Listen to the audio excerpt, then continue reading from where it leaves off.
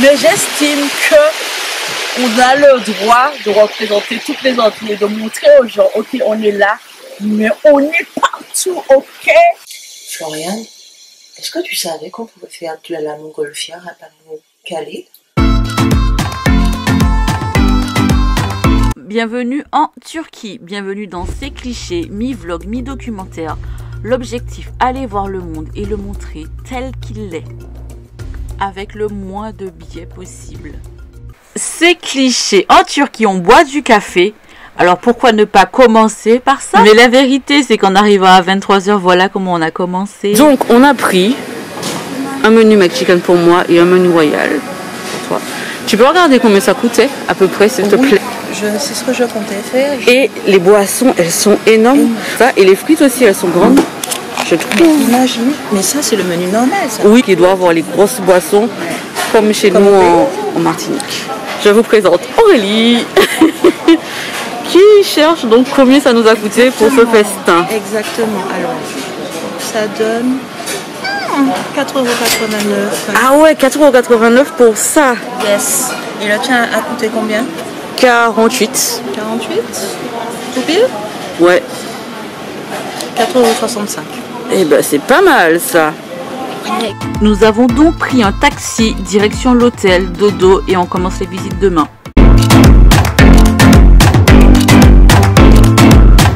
Quels sont mes a priori? Je suis une femme noire, alors je me demande toujours, est-ce que je peux voyager partout où j'ai envie?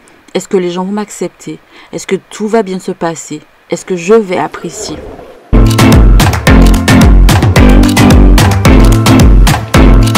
Ce voyage commence par quelques jours à Istanbul.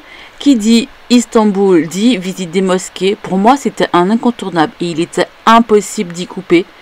Et évidemment, je précise, dit voyager dans un pays différent, dit aussi respecter les coutumes, ne pas blesser, ne pas offusquer, se couvrir quand c'est nécessaire. Parce que voyager, c'est aussi ça. Dans la mosquée, il faut porter le voile. Donc, j'ai amené une écharpe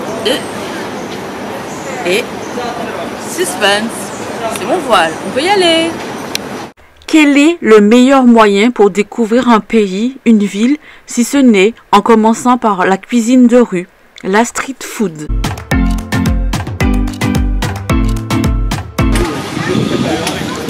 C'est pas de la brioche. D'accord. Se laisser surprendre par des choses qui nous semblent familières mais qui ne le sont pas. Se laisser séduire par des lieux totalement magnifiques qu'on n'a pas l'habitude de voir. Passer de cette architecture à l'observation de dauphins. Est-ce que tu l'as vu? Regarde encore, tu le vois? Depuis le rivage, je précise. Oui, Istanbul, c'est aussi ça. Et nous voilà au Grand Bazar, dans ce dédale de ruelles où franchement, on pourrait se perdre. Il y a tellement de choses à faire et à découvrir. Un incontournable.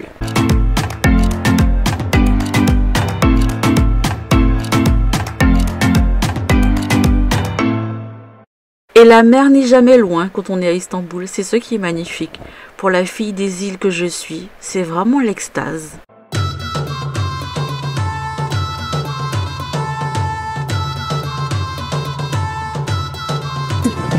And after the conquest of Istanbul, Saint Sophia was turned into a mosque and went to... À rajouter à ta liste, une croisière sur le Bosphore au coucher du soleil, franchement, check. Est-ce qu'on s'attend à une telle diversité d'architecture quand on se dit qu'on va en Turquie, plus précisément à Istanbul? Je ne sais pas, mais je suis contente d'y être et de le voir. On peut visiter les mosquées, et même on doit visiter les mosquées. La seule chose, c'est qu'il faut se couvrir la tête et bien sûr enlever ses chaussures. Comme dans tout lieu de culte, une tenue est exigée. Donc on respecte ou on respecte pas, on y va ou on n'y va pas. Moi j'ai fait le choix d'y aller parce que je ne pouvais pas aller en Turquie et passer à côté de ça. C'est vraiment magnifique.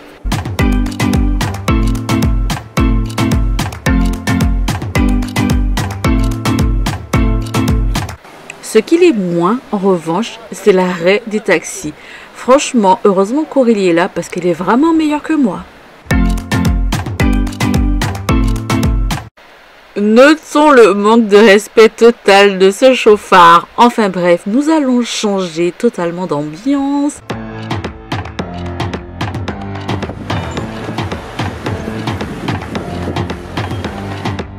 Et c'est ce que j'ai aimé avec Istanbul, avec la Turquie. Il y a tellement de choses à voir, tellement de choses à faire. L'architecture, elle change d'un endroit à l'autre. Franchement, c'est impressionnant.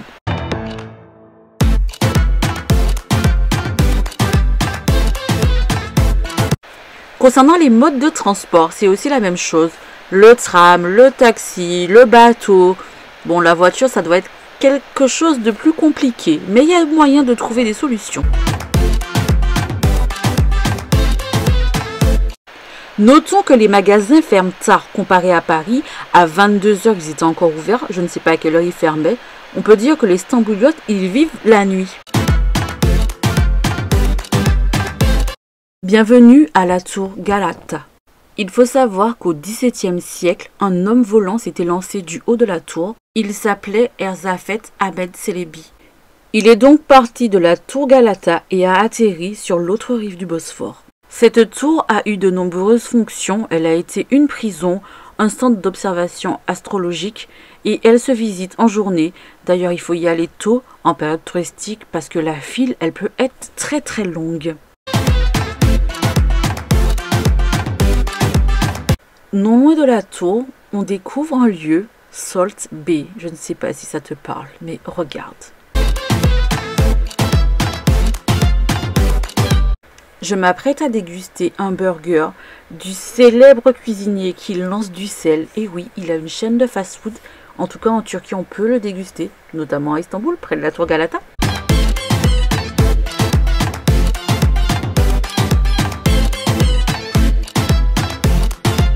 Nous n'avions pas très faim, mais on voulait absolument tester. Alors nous avons partagé un menu à deux. Très bon. Et puis nous avons pris de la hauteur avant de commencer à organiser la suite de notre périple. Ce voyage ayant été prévu que 10 jours à l'avance, il nous fallait donc réserver les prestations qu'il nous manquaient parce que je n'avais pas tout réservé. Il manquait donc la location de voiture et les vols internes. Étant donné que je connais le site où je peux avoir des locations de voitures le moins cher, d'ailleurs, si tu veux, je te mets le lien d'affiliation en bas. J'ai un lien avec eux parce que je sais que ce sont les meilleurs. Entre réservation et confirmé. Yes, yes, la danse de la joie. Ce qui revenait à dire « Bye Istanbul ».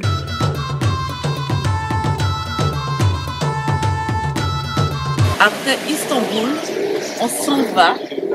Et là, on va vraiment là où j'ai toujours rêvé d'aller, en Turquie. J'ai trop hâte. C'est tout ce que j'ai à dire pour l'instant. La Turquie est un pays immense, donc pour la suite de cette aventure, nous prenons l'avion comme prévu.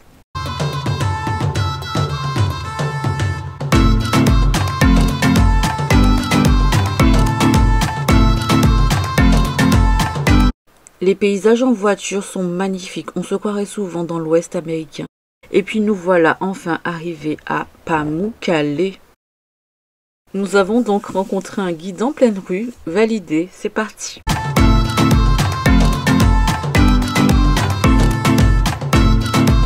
C'est ici que les choses sérieuses commencent, parce que mon rêve de Turquie, et bah, c'était ici. Nous sommes pour Pamukkale et Hierapolis. C'est clairement Pamukkale, le rêve que j'avais depuis que j'ai commencé mes études en voyage. Et je suis contente parce que ça va se réaliser maintenant.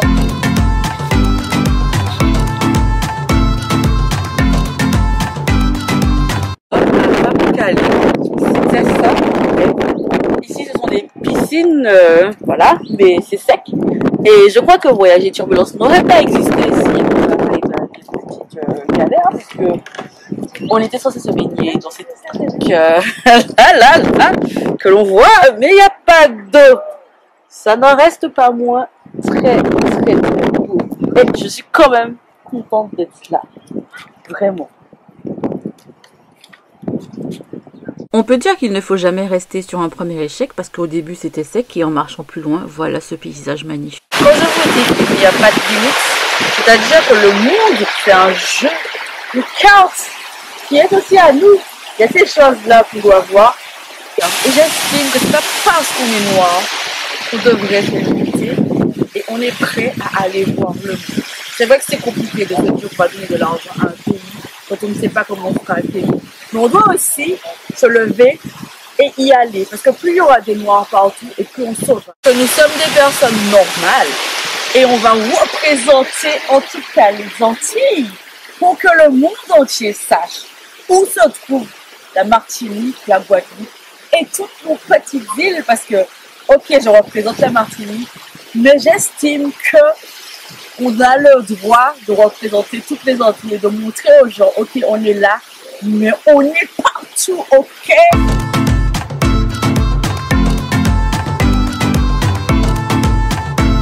La représentation, c'est important. Voir des personnes qui nous ressemblent faire des choses qu'on aimerait faire ou non, se dire que c'est possible, c'est ce que je fais avec ces clichés. En 2 mots, déconstruire et ouvrir le champ des possibles, en mettant les Antilles devant. Floriane, est-ce que tu savais qu'on pouvait faire de la montgolfière à Panneau-Calais? Et si vivre, c'était vivre les rêves de nos vies, eh bien nous ferions ce tour de montgolfière.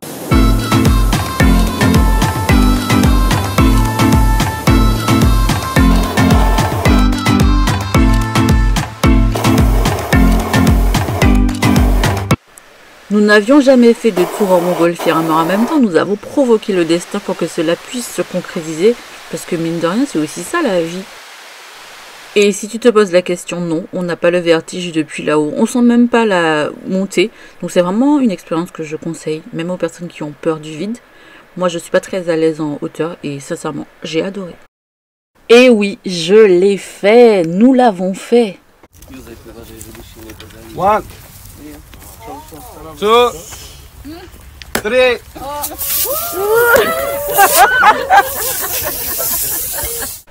Ce que j'adore par-dessus tout dans le voyage, c'est d'aller dans des lieux qui sont peu connus, comme ici, le lac Salda, je l'ai découvert dans un documentaire. Je sais que beaucoup de personnes me suivent sur Instagram pour ces raisons, et franchement, je ne pouvais pas ne pas y aller. C'est hyper calme, on a le lieu pour nous, et est-ce qu'on peut dire que la nature fait des choses magnifiques? Parce que je crois que c'est le cas là. De fou!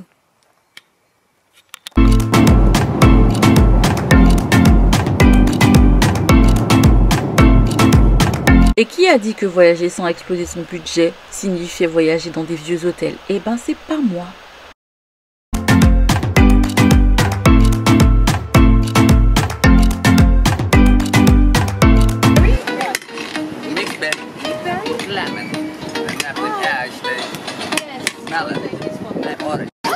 Oh my god, baby.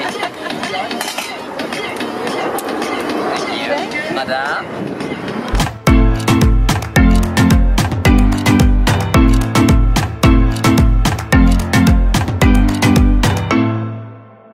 Aller en Turquie égale choisir, choisir égale renoncer. C'est difficile parce qu'il y a tellement de choses à faire. Les personnes qu'on rencontre sont tellement gentilles et te proposent des lieux que tu devrais aller visiter, ce qui rajoute des choses à ta liste qui est déjà tellement longue.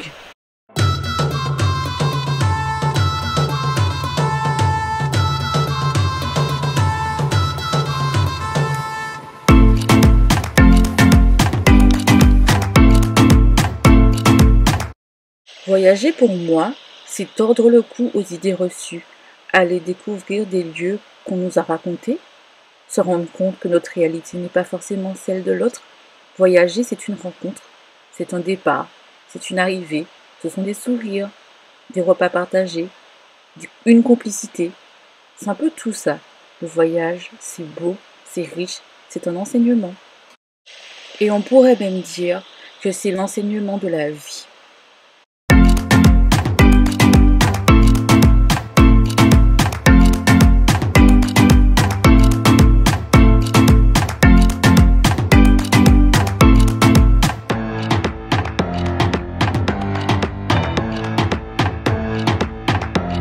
Je préfère aller voir les lieux par moi-même, raconter mon histoire, donner envie à certaines personnes d'y aller, se rendre compte des choses, manger, rire, profiter du soleil parce que je préfère les destinations ensoleillées. Et je crois que je peux dire sans nul doute que la Turquie a volé un bout de mon cœur.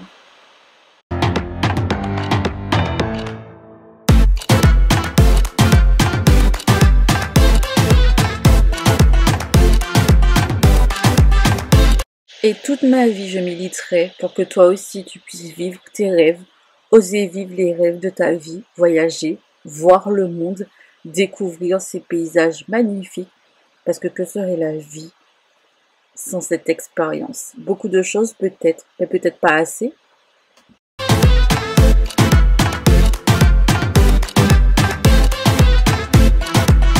Ici nous sommes aux chutes de Manavgat. Et sincèrement, si tu n'as pas encore mis la Turquie dans ta liste de voyages, je te conseille fortement d'y remédier. Et si l'idée de déconstruire l'image que les médias nous donnent de certains lieux te plaît, et si tu te dis qu'en 2022, on ne devrait pas se dire par rapport à ma couleur de peau, est-ce que je dois voyager ou non, alors je t'invite à t'abonner à la chaîne et à activer la cloche. Et si tu veux participer financièrement, le lien est en description. Et une dernière question. Est-ce que je t'ai donné envie d'aller en Turquie? Réponds en commentaire.